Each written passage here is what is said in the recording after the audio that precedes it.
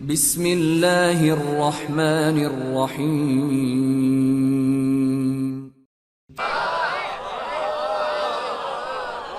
मेरे बच्चों, जवानों, अहले बैत के दरवाजे पे जूतियां सीधी करने वाले बन जाओ, अमीर बन जाओगे। अल्लाह इतना अता करेगा जो इस दरवाजे पे जूतियां सीधी करता है। इस दरवाजे पर फकीर बन जाओ जी। 400 एकड़ के जमींदार हो मगर इमाम बारगाह में आओ तो जूतियां उतार कर आओ जी। 2 करोड़ की गाड़ी में बैठ सकते हो तो बैठो, अल्लाह ने दिया है, मगर जब इमाम बारगाह में आओ तो फकीर बन के आओ, अपनी हैसियत बहात छोड़ कर आओ। मुझे अफसोस होता है बाज़ औक़ात हमारे यहाँ 17वें, 18वें, 19वें, 21वें ग्रेड के अफसरान वो भूल जाते हैं कि इमाम बारगाह में वो 21वें ग्रेड के अफसर नहीं है।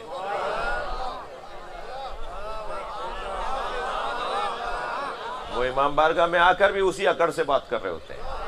भाई ये तुम्हारा ऑफिस नहीं है, ये तुम्हारी वजारत नहीं है, तुम यहां पर भी आके उसी अकड़ में बात कर रहे हो। यहां तो जितना फकीर बनोगे इतना तुम्हें अमीरी मिलेगी।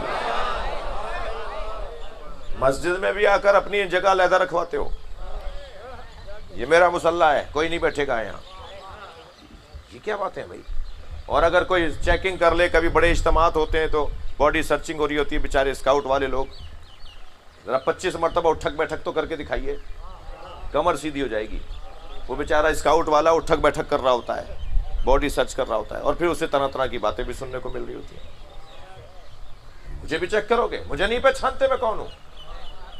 भाई अगर तुम बड़े आदमी हो तो रिवाज पाने के लिए, लोगों को इस निज़ाम से मुतारिफ करवाने के लिए अपनी भी चेकिंग करवाओ, ताकि इलाके के लोग देखें कि जब हमारे इलाके का बड़ा आदमी अपनी चेकिंग करा रहा है तो मैं क्यों नहीं करवाऊं।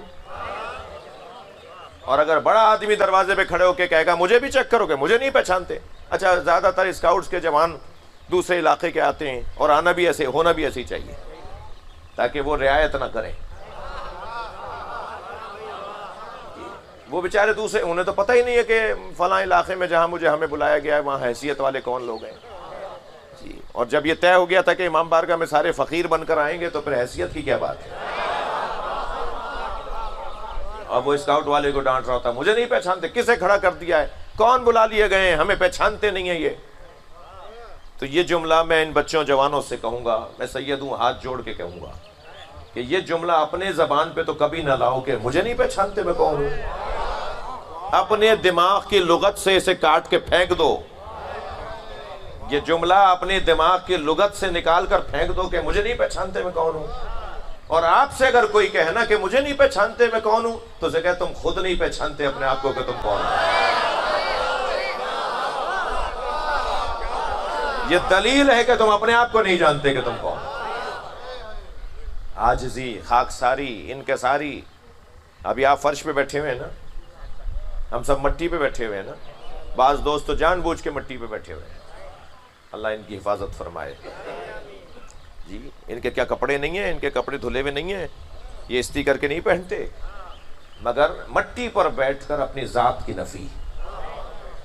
और ये तय है कि जो इस दरवाजे पे जितना खुद को झुकाएगा अल्लाह उसे अज़मत अता करेगा जी। अबू तुराब के मानने वालों से बात कर रहा हूं, जिनका मौला जमीन पर बैठना फख्र महसूस करता हो। उस मौला के मौलाइयों को अपनी ज़ात की नफ़ी करनी है। सारा मसला ही अनानियत का है, सारा मसला ही खुद पसंदी का है, सारा मसला ही मैं का है। हमारे इदारों में, हमारी तंजीमों में, हमारे ट्रस्टों, अंजुमनों में, हमारी मस्जिदों, इमाम बारगाहों में जितने झगड़े हैं, जितना तनाव है, मसला है, उसकी जड़ तलाश कीजिए तो मैं निकलेगी। 2 आदमियों में तनाव चल रहा है, अगर एक अपने आप से हाथ उठा ले तो तनाव खत्म हो जाएगा। मगर वो भी जिद पर अड़ा हुआ है कि मुझे अपनी ज़ात से हाथ नहीं उठाना, वो भी जिद पे अड़ा हुआ है कि मुझे हाथ नहीं उठाना। और फिर मसले अदालतों तक चले जाते हैं, और जजेज हंस रहे होते हैं कि देखो इमाम बारगाह का मुकदमा आया है, मस्जिद का मुकदमा आ गया है। नमाजियों ने एक दूसरे पे इस पे झगड़ा कर शुरू हुआ था कि ये मेरा मुसल्ला है, तेरा नहीं है। ये अलम मैं नहीं लगाऊं, मैं लगाऊंगा तू नहीं लगाएगा। अलम पे भी झगड़ा होगा क्या? जुलझना पे भी लड़ाई होगी क्या? मुसल्ले पर और इमाम बारगाहों के दरवाजे लगाने पर लड़ाइयाँ होंगी क्या? ये सारे मसले मेरे अजीज़ों अना के हैं। और जो अल्लाह की खातिर ज़िंदगी गुजारता है फिर अल्लाह उसी को हाकिम बना देता है। बस हर काम से पहले मैं इन बच्चों, जवानों, बुजुर्गों से तो मुझे दुआ चाहिए, और उनके लिए कोई नई बात नहीं कर रहा, उन्हें कुछ सिखाने समझाने नहीं आया, मगर इन बच्चों से मुझे तवक्को है, इन जवानों से, कि अपने तरीक़ों को बेहतर करेंगे। हम इन बुनियादों पे नहीं लड़ेंगे। मैं जिस मस्जिद के घर में कोई 18 साल रहा, अभी कोई 6 महीने पहले, 4-5 महीने पहले छोड़ा है, रिहाइश बदली है, मस्जिद और इदारा मेरा वही है। एक दिन मैं अपने घर से निकल कर मस्जिद के सहन से होता हुआ बाहर जा रहा था अपनी सवारी की तरफ, तो मैंने देखा 2 लड़के आपस में लड़ रहे थे। एक बदतमीज़ी कर रहा था और दूसरा उसे जवाब में कह रहा था, बाहर चलो तो बात करते हैं, यहाँ नहीं बात करो।